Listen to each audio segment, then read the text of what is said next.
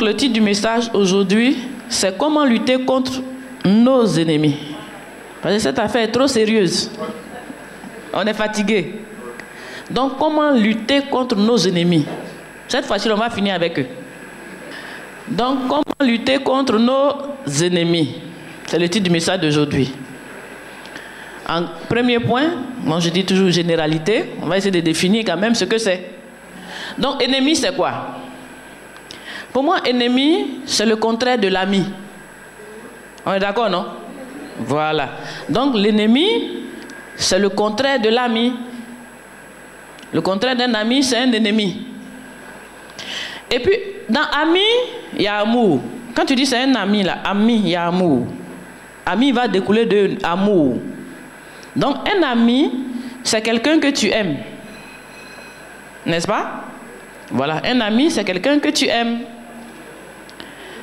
C'est quelqu'un aussi qui t'aime. Ami, il y a amour. C'est quelqu'un à qui tu aimes faire du bien. C'est quelqu'un qui te fait du bien. Parce que la base, c'est l'amour. Vous vous aimez. Donc, si un ennemi, c'est quelqu'un que... Un ami, c'est quelqu'un que tu aimes. Alors, un ennemi, c'est quelqu'un que tu n'aimes pas. Puisque l'ennemi est le contraire de l'ami. Donc, un ennemi, c'est quelqu'un que tu es. N'est-ce pas? C'est quelqu'un que tu n'aimes pas. C'est quelqu'un qui ne fait pas du bien. C'est quelqu'un qui te fait du mal. Parce que l'ami, lui, il te fait du bien. Mais l'ennemi, lui, t'a fait du mal ou il te fait du mal. En tout cas, il n'y a pas d'ami. C'est l'inimitié, hein? On appelle ça, on dit il y a inimitié. Voilà, tout ça, c'est la même chose. Donc, l'ennemi, c'est quelqu'un qui t'a fait quelque chose de mal. C'est quelqu'un que tu n'aimes pas. C'est quelqu'un qui n'est pas ton ami, ou alors qui n'est plus ton ami, il devient ton ennemi. Voilà. Donc un ennemi, très simple. Un ami est quelqu'un que tu aimes. Un ennemi est quelqu'un que tu n'aimes pas. Quelqu'un qui t'a déjà fait soit du mal, ou à qui, enfin. De toute façon, il y a eu par là entre vous deux. Et à partir de ce jour-là, vous avez coupé une yam, comme on dit. Donc il n'y a plus d'amitié. Où on trouve les ennemis? Parce qu'on parle quand même des ennemis. Où est-ce qu'on peut les trouver? J'ai essayé de réfléchir encore. Je dis en tout cas, on les trouve un peu partout, dans nos relations. Tu peux avoir un ennemi au bureau. Voilà, tu peux le trouver dans ton bureau, où tu travailles. Il y a un ennemi là-bas. Tu peux le trouver au marché, où tu vends là. N'est-ce pas? C'est-à-dire dans ton commerce. Tu décides de faire quelque chose, tu n'as même pas commencé, il vient s'asseoir à côté. Ce que tu veux faire là, c'est ça aussi qu'il veut faire. À partir de cet instant, la guerre a commencé. L'ennemi est arrivé. Donc on le trouve dans nos relations, on les trouve dans nos relations un peu partout, au marché, dans ton commerce. On la trouve même dans le mariage. Vous n'avez pas vu ça? Ennemi dans le mariage. Oui. Beaux-parents, belle-fille, quoi encore? Belle-mère. Ah, ça c'est ennemi terrible. Non, il y a des belles-mères qui sont ennemies terribles et dangereuses. Alléluia. Donc on les trouve partout. Même dans le mariage, il y a un ennemi là-bas. On les trouve aujourd'hui même à l'église. Ah, vous n'avez pas vu ça? À l'église même, il y a un ennemi. Beaucoup même on dit à l'église. Aujourd'hui, un ennemi là, il y en a partout. Même à l'église, on a un ennemi dedans. Donc quand on passe, il sort là, tu passes, prends l'autre côté. S'il marche ici, tu regardes, toi tu passes ici. Parce que tu ne vas pas dire bonjour. Il ne faut même pas vos yeux vont se croiser. Donc ennemis, il y en a partout. On les trouve partout, autour de nous. Même sur le lit, dans le foyer, il y a un ennemi. Oui, même sur le lit, dans le foyer, il y a un ennemi. Là, il y a un ennemi. Ça peut arriver. Ennemi grave même. Ça peut finir même dans la boxe. Ah oui, quand le truc est trop énervé, là, quand c'est trop chaud, c'est les combats. Oui, c'est les coups de poing qui s'en vont et puis après les bagages qui suivent. Il y a un ennemi dans le foyer, ennemi sur le lit. Ce qui est sûr, on ne sait pas qui a créé ça, mais il y a un ennemi là-bas. On dit quelqu'un que tu n'aimes pas, n'est-ce pas? quelqu'un qui t'a fait du mal, n'est-ce pas? Quelqu'un qui ne t'aime pas, c'est ton ennemi. Et bon, voilà un peu, on a défini l'ennemi, et puis où est-ce qu'on peut en trouver? Malheureusement, c'est partout, dans toutes nos relations, donc partout où on se trouve, l'ennemi peut être là-bas. Ça, c'était la définition. Deuxième point, qu'est-ce qu'on a l'habitude de faire? C'est-à-dire nos pratiques envers nos ennemis. Nous, ce qu'on connaît là, nos ennemis là, on veut qu'ils meurent, on les tue. Quelqu'un qui te fatigue trop, tu fais ici, ça ne marche pas. Tu fais ici, ça ne marche pas. Quand on dit combat contre les ennemis à l'église, tu dis oui, le temps est arrivé. Je vais me débarrasser de ça. Je suis fatigué. Donc, on les écrase, on marche sur les têtes. Quand on vient dans nos ennemis, on fait... C'est tout ce qu'on peut faire. Nos pratiques, on les écrase, on les maudit. Oui, on les maudit. On cite leur nom. Je vous ai dit la dernière fois, souvent quand nous, on va en Israël, il y a une montagne qu'on appelle le mont Précipice. Cette montagne-là, c'est là-bas les gens voulaient tuer Jésus et puis Jésus, il a disparu. C'est très haut. On voulait précipiter Jésus dans le trou. Les ennemis de Jésus voulaient le tuer en le poussant dans le trou. Malheureusement, ça a échoué. Jésus est parti. Donc quand nous arrivons en Israël, premier point, on va au mont Précipice. On est content comme ça. C'est-à-dire on est arrivé là où on va jeter nos ennemis dans le trou. Donc la prière du mont Précipice, c'est vraiment, c'est beaucoup aimé. Quand on arrive, il y a des cailloux même là-bas. Tu prends et puis tu lances la tête de ton ennemi, puis tu dis son nom. On cite même les noms. On a tellement fâché que quelquefois, on dit quoi, Dieu connaît. Sa tête. C'est lui qui m'a fait rater mon contrat. Je lance ce caillou sur lui, je le brise, je le casse. Donc chacun vient avec sa liste d'ennemis, il détruit ce qu'il peut détruire. On veut même pas, c'est-à-dire quand on revient de là-bas, là, on est libéré, enfin, on a fini avec lui. Donc on a l'habitude de casser la tête de nos ennemis, de les briser, de les maudire, de les chasser. Sur le mont Précipice, ou encore sur le mont Carmel, là, mont Carmel, combat d'ennemis, on les découpe même comme ça, on les taille en pièces. Vous n'avez pas vu des veillées où on vient pour tailler l'ennemi en pièces? Ah, ça marche, hein? On les taille en pièces, on les découpe. Ils sont trop mauvais et méchants. Nos problèmes là, c'est à cause d'ennemis. C'est à cause d'eux qu'on n'avance pas. Donc on a l'habitude, en tout cas, de les tuer. Donc premier point, c'était généralité. Deuxième point, il y a plusieurs catégories d'ennemis. Donc on va voir les différentes catégories d'ennemis.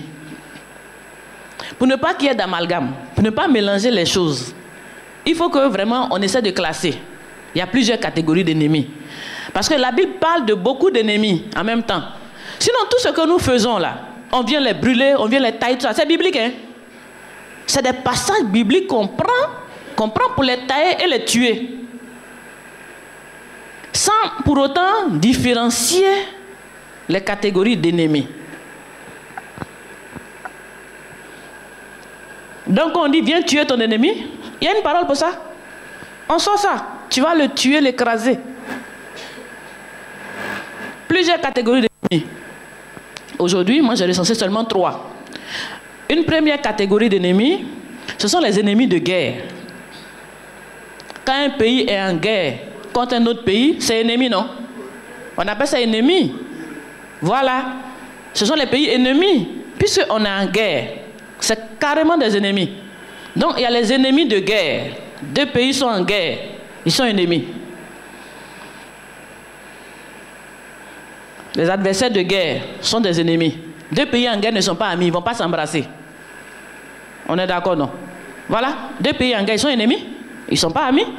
C'est pour ça qu'ils sont en guerre. Donc dans ces conditions-là, donc on a plusieurs catégories d'ennemis et à chaque catégorie une stratégie de combat. Donc, ennemi de guerre, ce genre d'ennemi de guerre, on n'a pas dit que il faut t'asseoir et puis prier et puis les bénir. Pendant que lui, là, le pistolet, il tire. Vous comprenez, non? c'est la guerre. Les autres sont armés, puissamment armés, comme David qui va à la guerre, n'est-ce pas? Mais ce n'est pas une affaire de s'agenouiller pendant qu'il entend de tirer, toi tu vas t'agenouiller, on te tue en même temps, tu vas au ciel. Aïe, c'est pas ça? Oui, ça c'est la guerre. Et étant donné que c'est la guerre, il y a des stratégies qu'il faut appliquer. Bien sûr que Dieu accompagne, n'est-ce pas? Dieu a accompagné David, n'est-ce pas? On dit Dieu avec eux. Mais les stratégies de guerre, c'est inévitable. Un pays contre un pays. Tu diriges un pays, il y a la guerre. Ce n'est pas une affaire de non. On va dire non, on dit d'aimer nos ennemis. Ce n'est pas là-bas. C'est des pays en guerre. Donc là, quand l'ennemi, quand on dit quoi, je les taille en pièces, c'est logique et c'est normal. Ce sont des stratégies, ce sont des combats. C'est normal qu'on les tue, qu'on les taille en pièces. Et ça là même, David, celui que Dieu aime, il a tué. Mais cette situation de guerre, ennemi de guerre, ça c'est stratégie. Même si nous prions, quand la situation est là, il faut combattre en temps de guerre. Je dis c'est ennemi de guerre. Lisons 2 Samuel 22, 38. Je poursuis mes ennemis et je les détruis. Je ne reviens pas avant d'avoir anéanti. Amen. Donc vous voyez, ce passage est bien biblique. Hein? Les ennemis, là, il les poursuit, il les détruit, il ne s'arrête pas avant de les avoir anéantis. Ennemi de guerre, c'est David qui est en train de dire ça. Mais ce passage-là, tu vas prendre ton frère Kwadjo. Tu viens à l'église. On prend ça, on va lire. Dès que tu finis, ce Kwadjo. Aïe, aïe, aïe, aïe, aïe. Je le poursuis, je l'anéantis, je le neutralise, je le brise, je le foudroie. Je le taille en pièces. Ça, c'est ennemi de guerre. C'est pas Kwadjo. C'est pas Kwasi. Donc, tu ne dois pas prendre ce passage-là pour tuer Kwadjo ou Kwasi. C'est ennemi de guerre. Et ça, ce sont les prières, c'est-à-dire c'est ce que David fait pour que le peuple de Dieu ait la victoire. Il y a ennemi de guerre. On poursuit. Première catégorie d'ennemis. Les histoires de guerre, vraiment, je ne connais pas trop. Je ne peux pas vous donner trop de stratégie. Hein? Voilà, si vous trouvez les gendarmes, je peux vous aider. Alléluia. Mais là où on n'est pas en guerre contre un pays. Hein? Nous, on ne gère pas ça. Hein? Ce n'est pas nous les autorités. C'est que Dieu vont se battre, nous, on prier. Nous, on n'est pas dans ça. Voilà. Donc ça, là, vraiment, on ne connaît pas trop. Mais je vous ai simplement dit que quand vous lisez la Bible, vous allez voir certains thèmes où on doit tuer, tailler. Il y a ennemi de guerre. N'allez pas confondre ennemi de guerre et ton frère. Pour prendre ces passages-là pour aller tuer les frères. Parce que quand tu vas dire, on dit non, mais voilà, c'est écrit ici. C'est écrit, c'est vrai. Mais c'est adressé à qui? C'est contre quoi? C'est dans quel cadre? C'est quelle situation? Donc, ennemi, il y a plusieurs catégories. Dans la même Bible. Deuxième catégorie d'ennemis. Je dis quoi? Premier, je dis ennemis de guerre. Deuxième, ce sont les ennemis spirituels. C'est-à-dire, à leur tête, il y a le diable. Ça, ce sont les ennemis spirituels. À leur tête, il y a le diable. C'est-à-dire les ennemis que tu ne vois pas. Les ennemis que tu ne peux même pas contrôler. Les ennemis qui sortent de nulle part, mais en fait, qui sont réellement aussi des ennemis qui attaquent. Mais on ne voit pas. Ils existent. Et leur chef, c'est le diable. Dans cette catégorie-là, on dit les esprits méchants. On les appelle aussi des esprits méchants. Ce sont des ennemis, ils sont très mauvais. Dans cette catégorie, on peut mettre même peut-être les sorciers. Ce sont des esprits méchants. Ils travaillent avec le diable. Mais tu ne sais même pas qui c'est au juste. Tu ne vois, on dit qu'ils s'envolent la nuit. On n'a jamais volé, on ne sait pas. Hein? Vous voyez, non? Donc, dans cette, ils travaillent, c'est vrai. Mais la stratégie de combat, c'est quoi? Est-ce que c'est de les aimer? Il n'a pas dit ça. Est-ce que c'est de les maudire? Il n'a pas dit ça. Donc, dans cette catégorie, la stratégie de combat, là, c'est Éphésiens 6, 12 à 18. Donc, ceux-là, tu les tailles en pièces, c'est ton problème. Eux, ils vont t'atteindre. Pendant que tu les tailles en pièces sans couteau, sans épée. Toi, tu es là, je les taille en pièces, je les taille en pièces. Faut rire. Avant de te réveiller, tu as eu. Ennemi spirituel. Tu as dit, je le taille en pièces. Tu le tailles en pièces en quoi? Tu n'as pas arme, tu n'as rien. Je le taille en pièces. Faut le tailler. Il grossit, il grandit. Il y a des stratégies de combat par rapport aux différents ennemis. Alléluia. Donc eux là, ennemis spirituels, esprit méchant, Dieu a dit comment on règle. Éphésiens 6, 12 à 18. On va lire. Car nous n'avons pas à lutter contre la chair et le sang, mais contre les dominations, contre les autorités, contre les princes de ce monde de ténèbres, contre les esprits méchants dans les lieux célestes. C'est pourquoi, prenez toutes les armes de Dieu, afin de pouvoir résister dans le mauvais jour et tenir ferme après avoir tout surmonté. Tenez donc ferme, ayez à vos reins la vérité pour ceinture, revêtez la cuirasse de la justice. Mettez pour chaussure à vos pieds le zèle que donne l'évangile de paix. Prenez par-dessus tout cela le bouclier de la foi avec lequel vous pourrez éteindre tous les traits enflammés du malin. Prenez aussi le casque du salut et l'épée de l'esprit qui est la parole de Dieu. Faites en tout temps par l'esprit toutes sortes de prières et de supplications. Veillez à cela avec une entière persévérance et priez pour tous les saints. Alléluia. Donc les ennemis spirituels, voilà la manière, voilà comment Dieu dit de les combattre. N'est-ce pas? Ce n'est pas notre... Moi je vous donne les catégories, allez lire. Aujourd'hui on n'est pas venu pour un combat spirituel contre nos ennemis spirituels. Je suis en train de vous dire un peu comment on combat nos ennemis, mais je vais arriver à nos ennemis hommes. Voilà. Parce qu'il y a les ennemis de guerre, en temps de guerre. Et il y a les ennemis spirituels, dans les combats spirituels. Voilà comment on fait. Éphésiens 6, 12 à 18.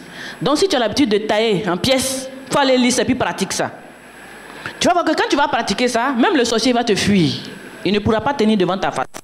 Parce que tu fais ce que Dieu dit de faire. Tu combats selon les règles de Dieu par rapport à la situation. Au lieu de venir les insulter, tu insultes sorcier, ça ne fait rien à sorcier. Tu t'assois sur sa tête, ça ne fait rien. Tu le tailles en pièces, ça ne fait rien. Hein?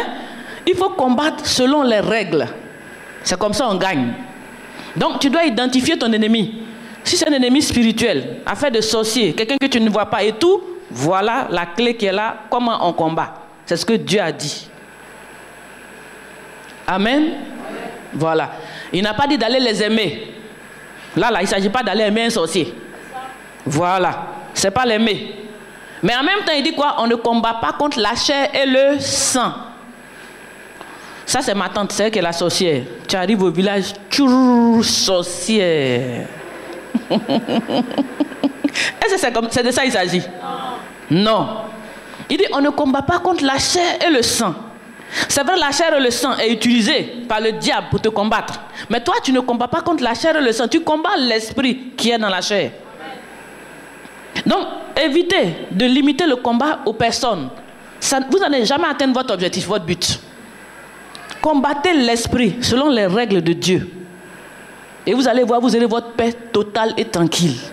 Parce que les armes que nous avons, on dit quoi? Elles sont puissantes pour détruire des forteresses. Nous avons les armes les plus puissantes. Et elles détruisent des forteresses. Donc, logiquement, si nous combattons selon les règles, il n'y a pas un seul sorcier qui peut tenir devant ta face. Tu ne parleras plus de sorcier. Il n'existera plus en ce qui te concerne. Parce que tu combattras selon les règles. Amen. Donc, ça c'est ennemi numéro 2. Ennemi spirituel. Maintenant, venons-en aujourd'hui au sujet qui nous intéresse. Ce sont les ennemis qui sont des frères. C'est-à-dire des êtres humains. Des hommes. Comme nous. Comment on les combat? Parce que ça là, vraiment, il y a beaucoup. Ennemi physique, hein? Ennemi charnel, hein? Ennemi qui est un frère, qui est un homme. Parce qu'il y en a. Il y en a. On les trouve partout. Il y en a partout. Je dis même à l'église, il y a ennemi.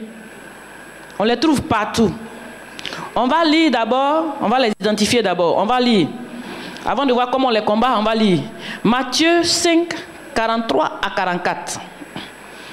Je dis aujourd'hui comment combattre nos ennemis, hein? Et puis avoir la victoire dans les combats. C'est ce que je suis en train de vous montrer. Vous avez appris qu'il a été dit, tu aimeras ton prochain et tu haïras ton ennemi. Mais moi, je vous dis, aimez vos ennemis, bénissez ceux qui vous maudissent, Faites du bien à ceux qui vous haïssent et priez pour ceux qui vous maltraitent et qui vous persécutent. Amen. Donc, je vous ai dit quoi? Plusieurs catégories d'ennemis. Il y a des ennemis qu'on combat spirituellement. Ce n'est pas de cela qu'il s'agit ici. Ce ne sont pas les ennemis de guerre. Mais il dit quoi? Vous avez appris quoi? On nous a dit quoi? Mets le passage. 43. Vous avez appris qu'il a été dit, tu aimeras ton prochain et tu haïras ton ennemi. Voilà, c'est celui qui n'est pas ton ami. Ton ennemi, c'est celui qui n'est plus ton ami. Celui qui t'a fait du mal, celui qui est méchant. On descend encore au 44, il nous détaille même qui ils sont. Moi, je vous dis, aimez vos ennemis.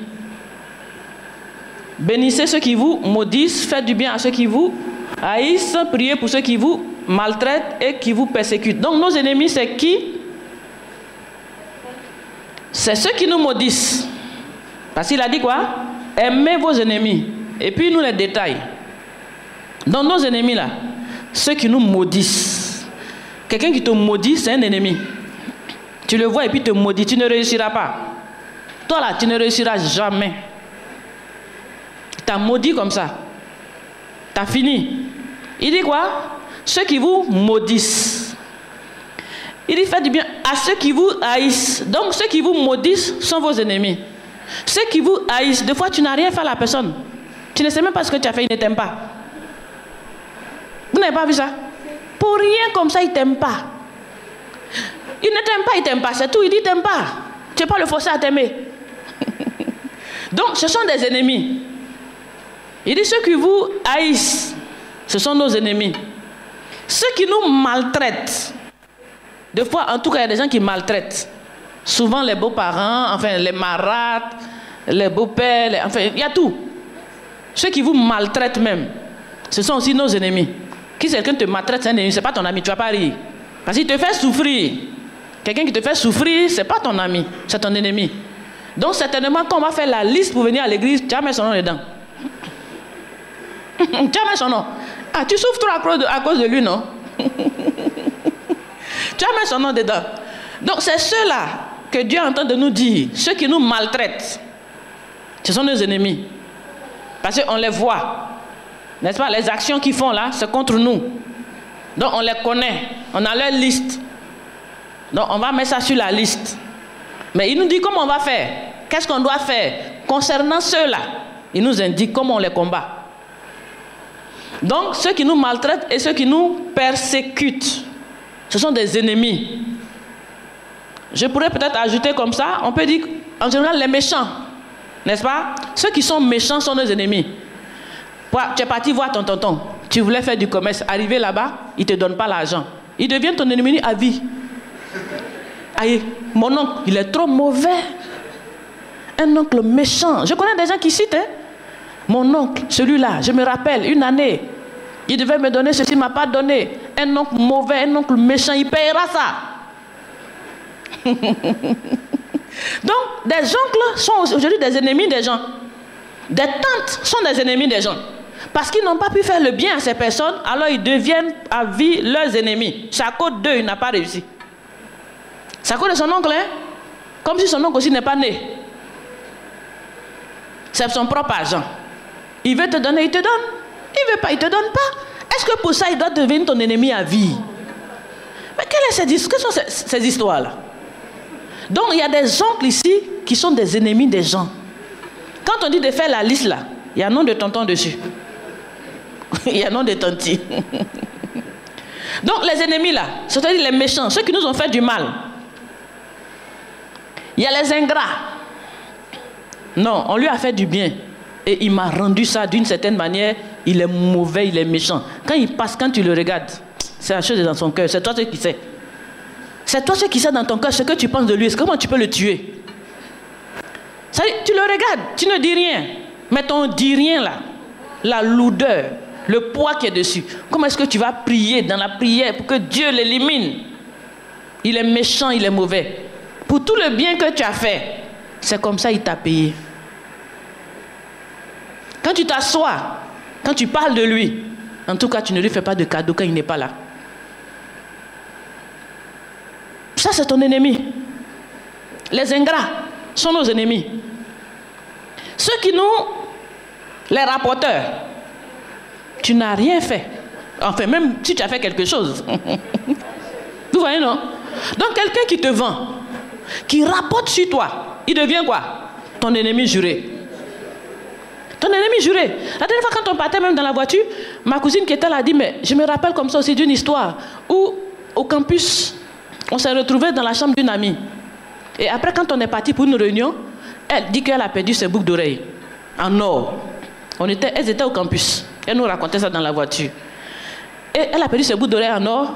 Et elle a commencé maintenant à dire aux gens autour là que c'est ma cousine qui avait volé. Non, mais ça lui a fait mal quand elle a entendu que derrière elle, on racontait qu'elle était une voleuse. Et puis elle ne lui a pas dit face à face. Pourquoi au moins elle est à lui? Je n'ai pas pris. Mais derrière dans son dos, c'est une voleuse. Quand elle a appris ça, ah non. Elle dit en plein milieu du car, elle s'est levée. Et elle a dit publiquement, tu racontes des histoires, tu dis que je t'ai volé tes bijoux. Tu sais comment? Moi, depuis que je suis bébé, maman m'a mis des bijoux en or dans les oreilles. Je n'ai pas besoin de ton or. Elle l'insulte. En tout cas, elle a dit tout ce qu'elle pouvait contre la fille en public. Ce que la fille disait tout bas là, pour que les gens la regardent bizarrement. Elle s'est levée dans le car et elle a commencé à dire tout haut. Depuis ce jour, jusqu'à même presque, elle dit presque maintenant même, elle a dû oublier avec la parole de Dieu, plus jamais n'a adressé la parole à la fille. C'était sa camarade. Et on se retrouve, tu perds quelque chose, dis-moi, on va pas, ou bien tu prends mon nom. Et ce que je n'aime pas dans ma vie, c'est qu'on salisse mon nom dans mon dos. Il y a des gens qui n'aiment pas ça. Donc la fille est devenue son ennemie sur des années. Elles ont dit qu'elles ont même travaillé. Au bureau, elles se sont retrouvées dans les tours. Quand elles montent dans l'ascenseur, que la fille est dans la main, elle se retourne. Des fois, à un certain moment, même la fille, elle a compris qu'elle avait... Et je crois qu'elle a retrouvé après les bouts d'oreilles. Elle n'a même pas pu lui dire. Parce que c'était... Vous voyez, elle n'a pas pu lui dire. Des fois, tu fais tellement de tapage que même quand tu retrouves là, tu as honte de dire. Donc, quand elle se voit dans l'ascenseur, même quand la fille dit bonjour, elle fait comme si elle n'a pas entendu, elle tourne la tête ailleurs. Ça lui a fait trop mal. Et c'est resté. Mais elle dit que dernièrement, bon, avec les paroles et tout ça, la parole de Dieu, qu'elle a commencé maintenant à laisser tomber. Bon, elle a compris des choses. Donc, je crois qu'elles se sont retrouvées encore pas très longtemps, quelque part. Bon, là, bon, je crois qu'elle a dû répondre au bonjour. Mais avec ce qu'on a dit la dernière fois, avec les ennemis, elle s'est souvenue de la situation. Et puis, je dis, mais tu vois, ça tombe encore bien. Pour dire que c'est pas la peine tout ça. Il faut laisser tomber. Elle m'a fait ce témoignage après le culte la dernière fois. Donc, les ennemis là, il y en a partout. Et en toutes circonstances, ça peut devenir un ennemi tout de suite. Parce que les comportements des gens... Donc, les rapporteurs, ce sont des ennemis. Les jaloux. C'est-à-dire, il n'est pas content de ton bonheur. Hein? Quand tu prospères, là, ça l'énerve. Donc, tout ce qu'il peut faire pour gâter, quand on parle bien de toi, lui, il introduit quelques petits trucs là, et puis paf, il détruit ton image. Le jour où tu apprends, tu connais, c'est un ennemi. Donc les jaloux sont des ennemis. Ceux qui donnent des faux témoignages, voilà, ils mentent dans une affaire, ils mentent sur toi, ça devient ton ennemi. Ceux aussi qui t'utilisent, quelquefois tu penses qu'on t'a utilisé. Oui, je travaille chez un tel, des années il ne m'a pas payé. C'est son nom là, ça te distribue partout.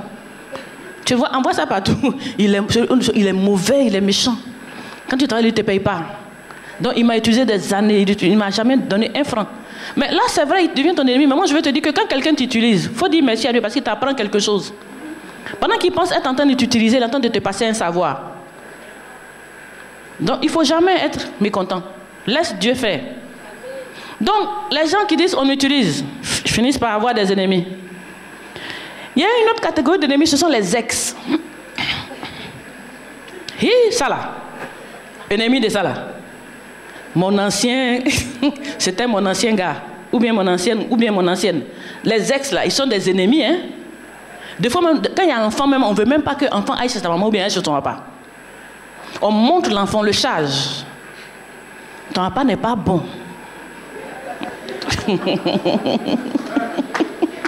C'est ennemi. Quand un mari et puis une femme se séparent, il n'y a pas de séparation où on s'assoit joliment, gentiment, bon, on va se séparer. Hein? Voilà, bon, on était ensemble, mais vraiment, bon, ça n'a pas marché, donc on va se séparer. Ça, c'est rare, hein? Est-ce que ça existe? Séparation comme ça, là. Non, ça, c'est très rare. Non. Ça, là, vraiment, c'est que Dieu vous a visité. Sinon, en général, il y a un qui attend, ça dit le piège. On a calé un de certains pièges-là. Celui qui tombe dedans, en premier, il est tombé. Ah, c'est clair. Chacun va sortir sa tête de l'affaire. Il faut que l'affaire tombe sur l'autre. Ou alors, c'est-à-dire, on crée une situation. Des fois, mais ils ne veulent plus, hein. Mais il faut qu'on crée un piège, tu tombes dedans. Et puis maintenant, on t'accuse. Et l'affaire reste sur toi. Donc, les ennemis entre les ex, il y en a plein. On se sépare toujours en queue de poisson. Il n'y a pas une séparation, non. Et quand on se voit, on ne s'aime plus même. Pourtant, on était des amis. On était des amoureux. Mais si tu nous revois après là, on ne dirait pas que c'était nous, hein. On est prêt à tuer. Donc, ce genre de nom-là, tu es sur la liste. Quand on dit envoyer les noms, celui-là, ce qu'il m'a fait quand j'étais jeune, il m'a blagué, il m'a laissé. Il est sur ma liste.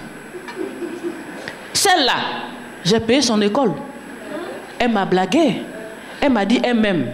Elle veut me marier. Alors qu'elle voulait que je paye son école. J'ai payé doucement, doucement, doucement. Quand elle est arrivée au bac, je connais une situation comme ça, un de mes parents. Quand il a pris ma camarade, il a dit tonton, celle-là, c'est pas ta catégorie de... Oui, parce qu'on voit un peu. Ça dépend de ton niveau. Celle-là, c'est une fille qui se va à l'université. Toi, tu n'as pas le niveau. Mais elle dit que c'est... Il dit, elle aime. Bon.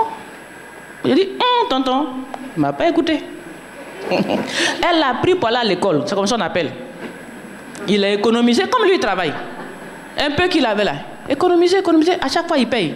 Il paye. Quand elle est arrivée au loin, ce n'était plus sa catégorie, elle l'a laissé. Le pauvre, il est resté sans se marier. Aujourd'hui, il est âgé, hein, je ne sais pas s'il peut se marier. Il n'a pas fait mariage, il est resté.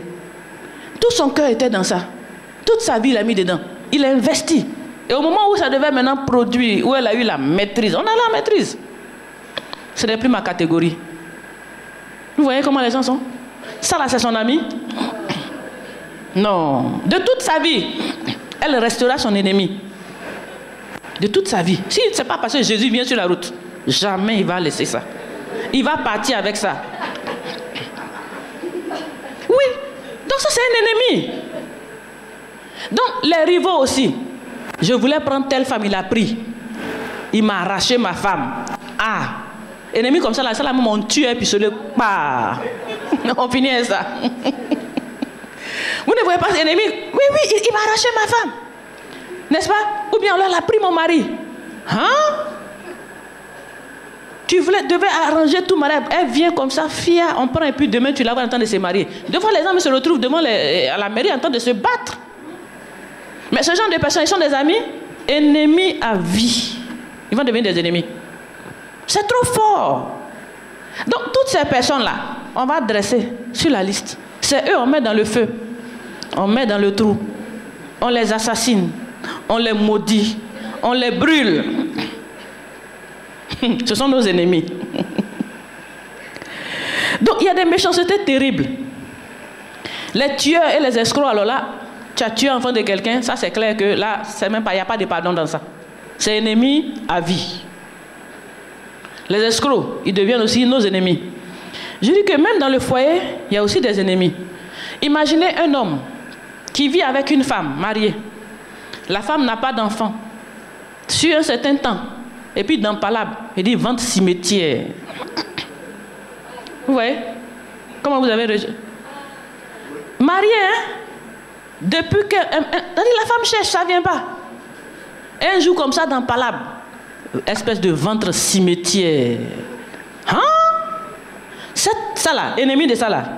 Tu vas avoir les dents de la femme, mais plus jamais tu l'auras dans son cœur. C'est fini.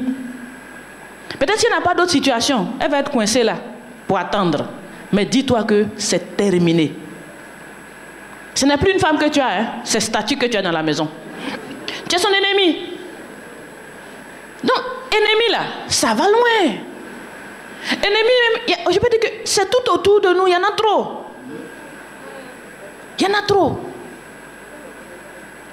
Trop de situations font qu'on devient l'ennemi les uns des autres. Et les paroles de moquerie.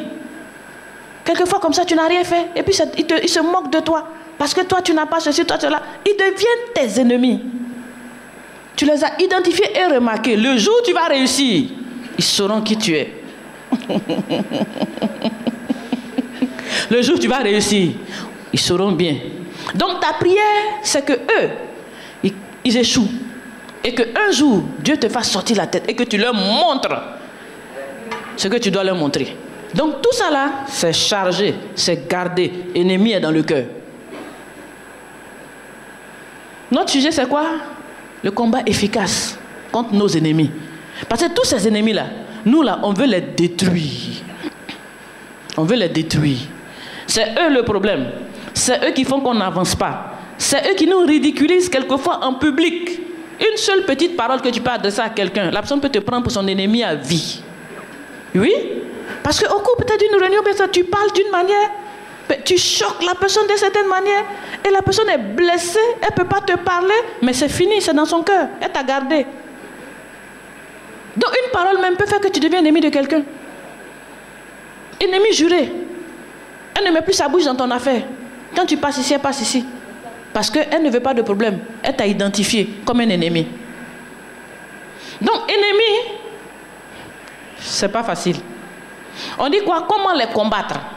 On a vu comment combattre nos premiers ennemis. C'est ennemis de guerre. Ça là, quand tu es président, il faut aller t'entraîner. Deuxième ennemi, ennemi spirituel. On dit quoi? La parole est là. On ne combat pas la chair et le sang. On combat les esprits méchants. Donc il y a des prières, enfin il y a tout ce que Éphésiens 6, 12 nous a dit de faire. Troisième catégorie d'ennemis qu'on a cité ici. En tout cas, vous avez vu un peu dedans vos différents ennemis.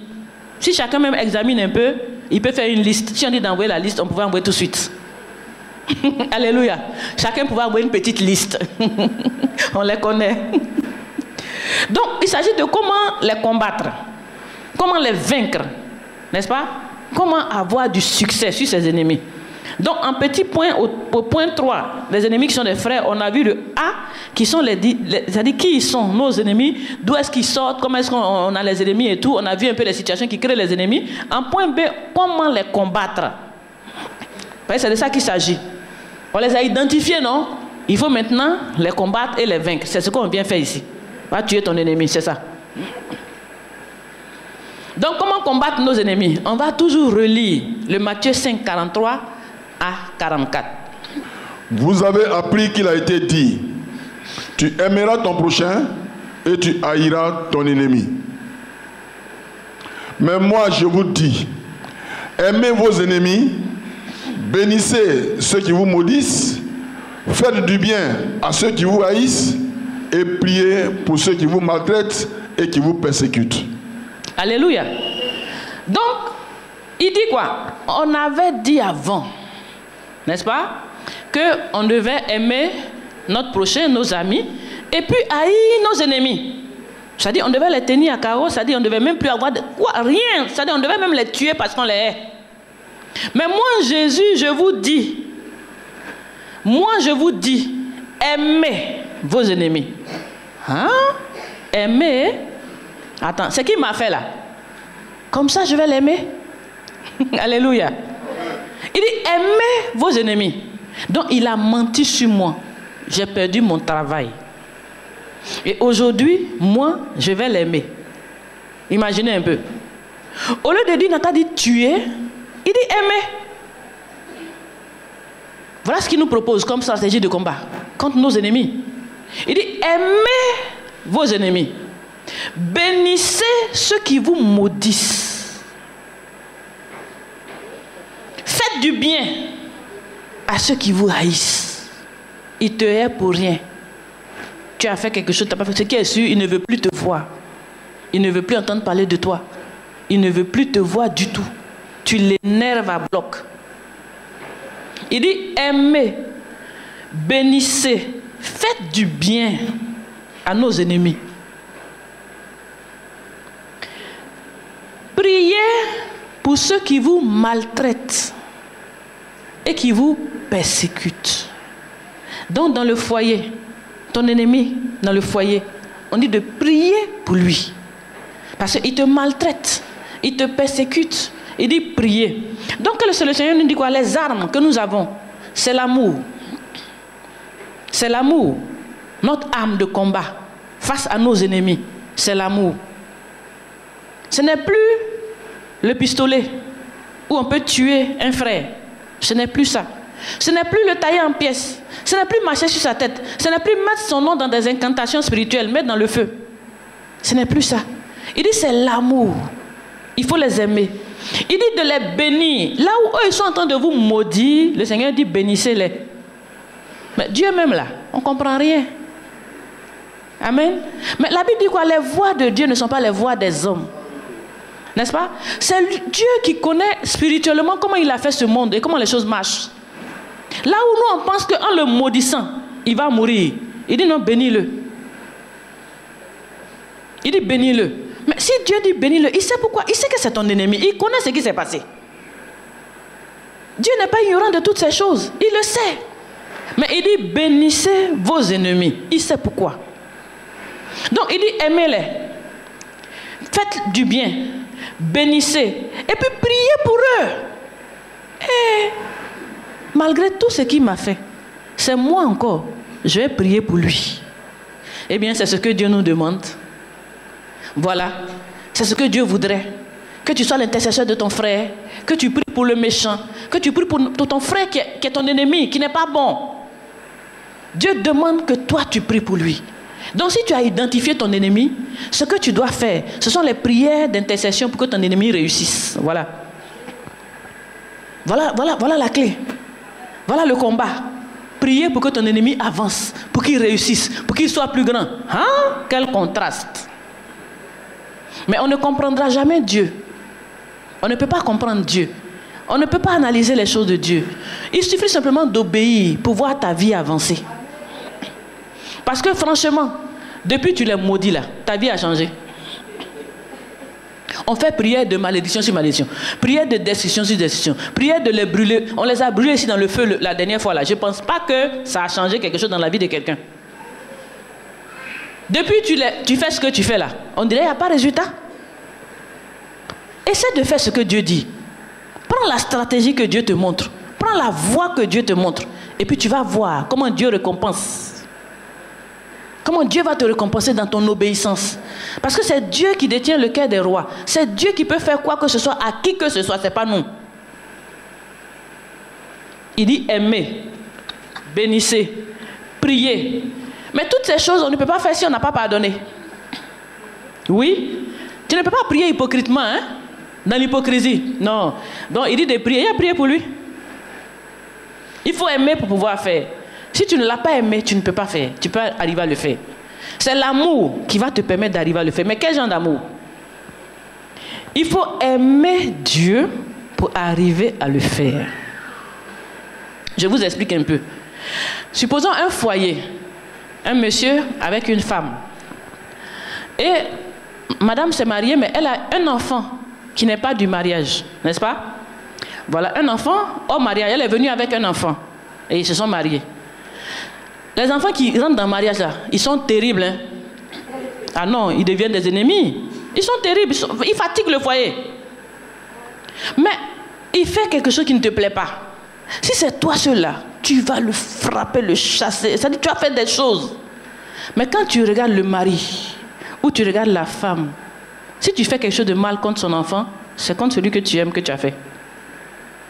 Donc à cause de l'amour que tu as pour le père ou pour la mère, tu fais attention à l'enfant. Sinon, ce n'est pas parce que l'enfant, tu ne peux pas faire des choses. Tu as envie de faire des choses. Tu peux faire des choses. Mais tu regardes au père ou à la mère. Et l'amour que tu as te bloque, te maintient, te retient. Si tu aimes Dieu, même si son enfant a fait quoi que ce soit, tu ne vas pas faire du mal à son enfant. À cause du Dieu que tu as mis ta foi en lui, à cause du Dieu que tu aimes, tu ne peux pas faire du mal à autrui. Parce que quoi qu'il fasse, c'est un enfant de Dieu. C'est une créature de Dieu. C'est l'enfant de Dieu. Il n'est peut-être pas ce que tu veux. Il n'a peut-être pas fait ce que tu veux. Mais il demeure enfant de Dieu. Donc tu ne dois pas lui faire de mal. Nous venons ici, nous les tuons. Et après nous disons que Seigneur, On t'aime. Chérie, je t'aime. Tu finis son enfant, tu le chicotes mal. Tu peux même l'empoisonner. Et tu dis que tu aimes le père. Tu mens. Quand tu aimes le père, tu aimes l'enfant malgré tout. Les gens qui aiment vraiment les pères, malgré quoi que ce soit que les enfants font, ils les aiment. Ils s'occupent d'eux. Ils veulent qu'ils réussissent. Parce que si le père est content, quand il voit l'enfant, toi tu es heureux. C'est-à-dire c'est la joie du père que tu veux. Ce n'est pas la joie de l'enfant. Donc tu ne le fais pas pour l'enfant, mais tu le fais pour le père. Donc si tu aimes Dieu, que Dieu dit d'aimer ton ennemi, est-ce que tu vas le faire? Alléluia. Si tu aimes Dieu, que Dieu dit de prier pour ton ennemi, parce que ton ennemi là, ce n'est pas un bois, c'est une âme, c'est un homme, c'est une créature, c'est un enfant de Dieu. Donc toutes ces choses-là, on doit pouvoir arriver à le faire si vraiment nous aimons notre Seigneur. On va te faire des choses terribles. On va te faire le plus mal, c'est-à-dire ce que peut te dans ta chair, ce qui est plus terrible. Mais malgré toutes ces choses, regarde à Jésus. Regarde à Jésus. Celui qui t'a appelé en relation, c'est lui que tu dois regarder. Tu ne dois pas regarder celui qui t'a fait le mal. Celui qui te bénit, c'est Dieu. Celui qui détient ta vie, c'est Dieu. Celui qui a ta vie entre ses mains, c'est Dieu. Celui qui va t'élever, c'est Dieu. Celui qui va te faire prospérer, c'est Dieu. Ce n'est pas l'ennemi. L'ennemi n'a aucun pouvoir. Il peut simplement te blesser, mais il n'a aucun pouvoir. Regarde à ton Seigneur. Écoute ce que Dieu dit et puis pardonne. Laisse tomber. Pour que demain, ton ennemi même te voie que tu es arrivé là où il n'espérait pas.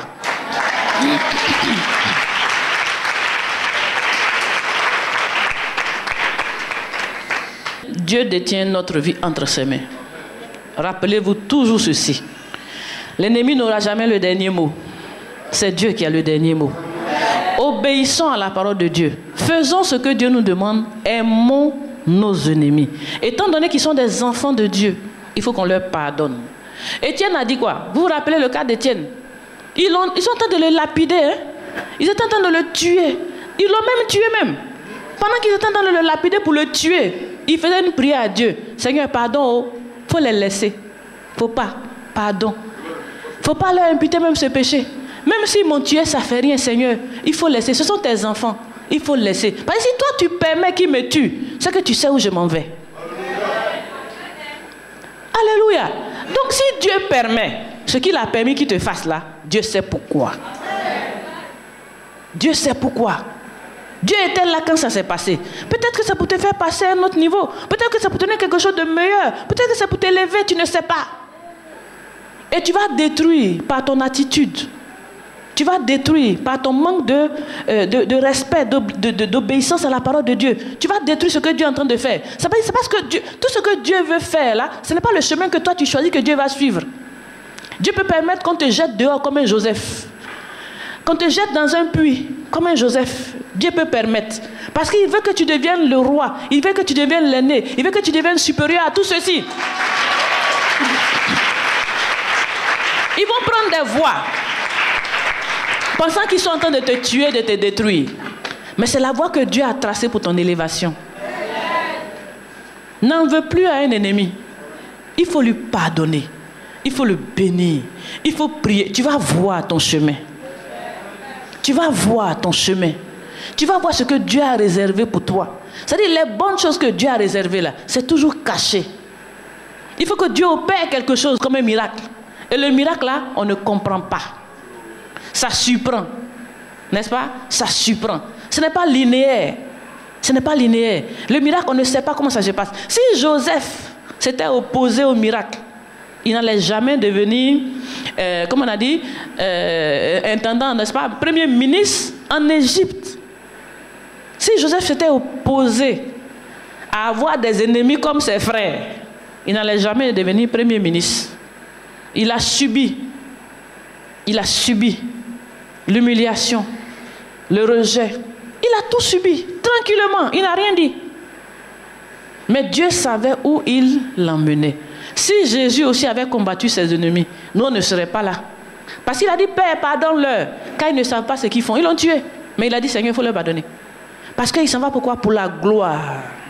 Ton ennemi, c'est comme si quelqu'un que tu vas monter sur lui pour arriver. Quand il te fait du mal, il faut le bénir. Parce que tu ne sais pas où il t'envoie. Peut-être que tu as trop duré dans la place. Dieu veut que tu aies cet ennemi. Depuis on te dit, il faut quitter, tu ne quittes pas. Il vient en tant qu'ennemi, il te chasse. Tu dis, on m'a chassé du travail. Il est devenu mon ennemi. Alors qu'on t'a chassé parce que quelque chose de meilleur t'attend.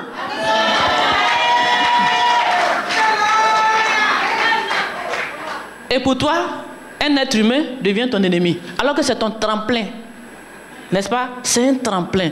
Au nom de Jésus, tout ennemi devient ton tremplin. Au nom de Jésus, tout ennemi devient ton tremplin. Au nom de Jésus. Aucun ennemi ne tiendra devant ta face. Aucun. Parce qu'il viendra comme un ennemi. Mais toi, tu vas lui montrer que tu l'aimes. Tu vas lui montrer que tu es un enfant de Dieu. Tu vas lui montrer que tu es un enfant de Dieu et que tu l'aimes. Maintenant, c'est ce que Dieu pense qui est important. Il dit, il faut pardonner. Ce que nous ne devons pas oublier, après tout ce qu'on a vu, les ennemis, je vous ai dit quoi, il y en a partout. N'est-ce pas? Les ennemis là, il y en a partout. En toutes circonstances, on peut en avoir, on peut créer tout de suite. N'est-ce pas? C'est pour ça que, pendant que toi tu es ennemi de quelqu'un là, n'est-ce pas? Ce quelqu'un-là aussi, il est ennemi de quelqu'un d'autre. C'est-à-dire, c'est une chaîne. Nous tous là, on est ennemis de quelqu'un.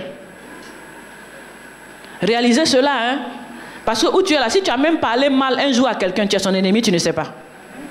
S'il doit mettre les gens sur la liste de feu, il va te mettre dedans. Pendant que toi, tu es en train de rire ici, là, tu es sur une liste en train de brûler. Donc nous tous qui sommes là, nous sommes ennemis de quelqu'un. Parce que nous sommes tous des hommes.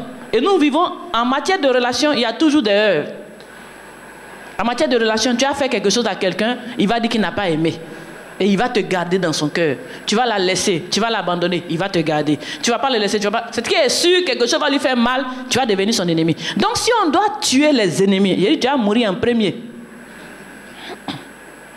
Imaginez, hein, les prières de tuer les ennemis là.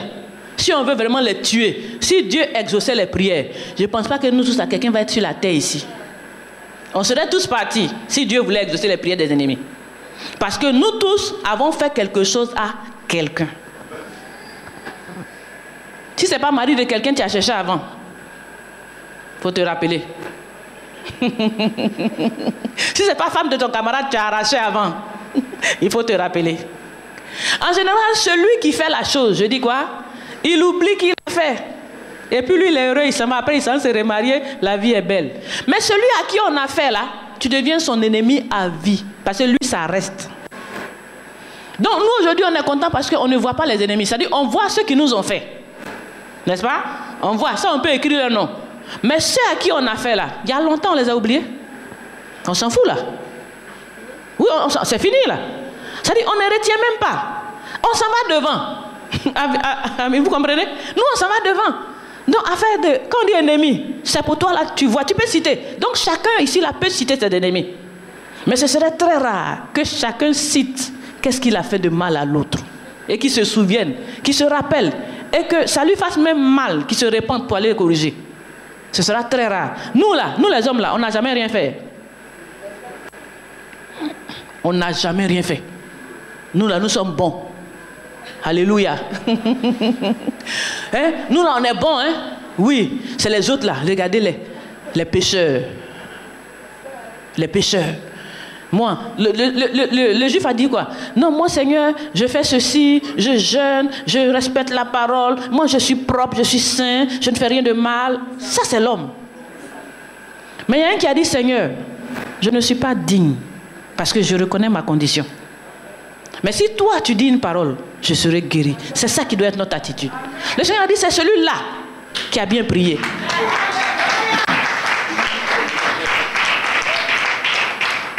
Quel est ce genre d'homme? Tous les jours, c'est lui, il n'a jamais rien fait. On aime ça, oh. Parce que nous, on est bons là. On aime trop ça. Malheureusement, on n'est pas aussi bon qu'on le dit. Si Dieu veut nous prendre en détail, peut-être même ton ennemi est mieux que toi. Ce que lui fait... Parce que je connais des gens qui n'aiment pas payer crédit, mais qui prennent crédit. Oui. Je dis, c'est étonnant, hein? C'est-à-dire quand quelqu'un lui doit là, il va remuer ciel et terre. Puis on ne peut pas respirer. Mais quand tu vas fouiller lui là, il doit à plein et puis il s'en fout. Mais ça c'est qu'elle a fait ça. Il doit à plein, il s'en fout, hein. Mais pour lui, 1 franc qu'on a pris là, à ça, il va te montrer qui il est. C'est dommage. Donc ne voyons pas les ennemis partout en dehors de nous-mêmes. Nous-mêmes là, nous sommes aussi des ennemis. Dieu doit nous pardonner. Obéissons à la parole de Dieu. Aimons nos ennemis. Bénissons-les. Prions pour eux. Ça, ce sont nos armes de combat. Dans le combat spirituel, contre nos ennemis qui sont nos frères. Voilà les clés. Voilà les clés. Si tu veux réussir, il faut pratiquer ces clés-là que Dieu te donne. En conclusion, nous allons lire 2 passages. Toujours Matthieu 5, 44 à 48. Et puis Colossiens 1, 21. Mais moi, je vous dis, aimez vos ennemis, bénissez ceux qui vous maudissent, faites du bien à ceux qui vous haïssent, et priez pour ceux qui vous maltraitent et qui vous persécutent. Afin que vous soyez fils de votre Père qui est dans les cieux. Car il fait lever son soleil sur les méchants et sur les bons. Et il fait pleuvoir sur les justes et sur les injustes. Si vous aimez ceux qui vous aiment, quelle récompense méritez-vous? Les publicains aussi, n'agissent-ils pas de même? Et si vous saluez seulement vos frères, que faites-vous d'extraordinaire? Les païens aussi, n'agissent-ils pas de même? Soyez donc parfaits, comme votre Père Céleste est parfait. Alléluia, le Seigneur a tout dit. C'est-à-dire, si vous faites du bien seulement à ceux qui vous font du bien, vous êtes des païens. C'est ça qu'il veut dire. Si pour vous, la vie consiste à faire du bien à ceux qui te font du bien, c'est que tu es un païen. Mais si tu es comme Dieu, tu feras du bien à ceux qui te maudissent, tu feras du bien à ceux qui te persécutent, tu feras du bien à ceux qui sont tes ennemis. Parce que c'est ça Dieu. Il fait lever le soleil sur les bons comme sur les méchants. Il ne trie pas. Donc si tu veux avoir la nature de Dieu, tu dois faire comme Dieu. Tu dois être comme Dieu. Bénis ceux qui te maudissent. Et bénis évidemment ceux qui te bénissent. Il dit, quelle différence y a-t-il si vous faites comme les païens, que vous bénissez ceux qui vous bénissent? Vous n'êtes pas différents et vous n'êtes pas de Dieu. Vous ne lui ressemblez pas. Il dit, soyez comme votre Père. Soyez votre comme Père. Soyez parfait comme votre Père est parfait. Parce que lui là, il bénit ceux qui le maudissent. Tous les jours, vous n'entendez pas ici, Dieu est méchant, Dieu est mauvais, Dieu est ceci. Tout, même quand lui l'a gâté, là, il dit que c'est Dieu. Tout ce qui ne réussit pas là, d'autres façons, il dit que c'est Dieu qui a mal créé. Tout ce qui n'est pas bon, on met sur lui. Mais qu'est-ce qu'il fait? Il est béni. Il ne les maudit pas. Ce sont ses enfants. Il est béni. Donc il dit, soyez comme votre Père. Bénissez ceux qui vous maudissent. Soyez différents des méchants. Soyez différents du monde. C'est-à-dire quand tu vas commencer à pratiquer ces choses, on va te trouver comme un fou. Regarde-le. La personne l'a insulté hier et puis ils sont en train de marcher ensemble. Mais c'est pas lui là. Mais il est fou, hein? Mais il est fou. Oui, parce que c'est une attitude qu'on ne peut pas comprendre. Tu vas devenir un homme de mystère. On ne va pas te comprendre. On ne pourra pas te calculer parce que tu es un homme différent. Tu dois montrer ta différence au monde. Tu ne dois pas agir comme le monde. Il dit, soyez comme votre Père. Bénissez et ne maudissez pas vos frères. Amen. Colossiens 1, 21. Et vous qui étiez autrefois étrangers et ennemis par vos pensées et par vos mauvaises œuvres, il vous a maintenant réconciliés par sa mort dans le corps de sa chair. Alléluia. Dieu veut dire que quoi? Nous-mêmes là, on était ennemis de Dieu, hein? N'est-ce pas? On était ennemis. Mais aujourd'hui, Dieu nous a pris comme ses amis. Malgré tout ce que nous avons fait comme Dieu, il a tout laissé tomber. Et il nous a encore réconciliés avec lui-même pour que nous soyons ses amis. Donc il faut faire comme lui. Rappelle-toi que toi aussi, un jour, tu as été ennemi de Dieu. Et que Dieu t'a rappelé vers lui. Il a tout fait pour que vous soyez amis en se donnant à la croix pour toi le mauvais. Amen. Voilà, faut pas t'oublier. Tu as été aussi ennemi. Parce qu'en fait, on est mauvais. On est très mauvais devant Dieu. Mais Dieu n'a pas regardé tout ça. Il nous a sauvés. Il nous a sauvés. C'est-à-dire qu'il s'est donné à la croix pour nous, les mauvais et les méchants. Donc toi aussi, à ton tour, il faut manifester Dieu. Il faut manifester l'amour de Dieu. Il faut manifester ta filiation. C'est-à-dire, tel il est, tel nous sommes. Si tu es de Dieu, aujourd'hui là, tu vas commencer à prier pour tes ennemis pour qu'ils réussissent.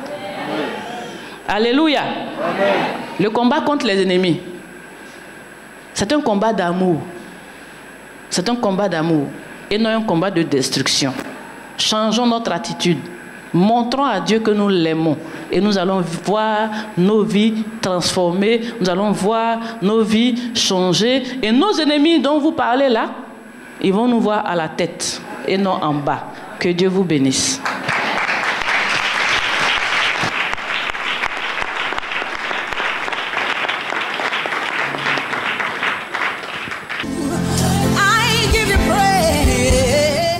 Ce programme vous a été proposé par l'Église évangélique La Bénédiction, située en Côte d'Ivoire, en Abidjan, à Adjamé 220 logements.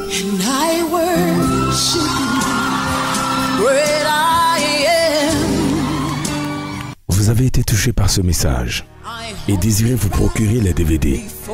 Contactez-nous au +225 40 15 89 32 04 42 15 55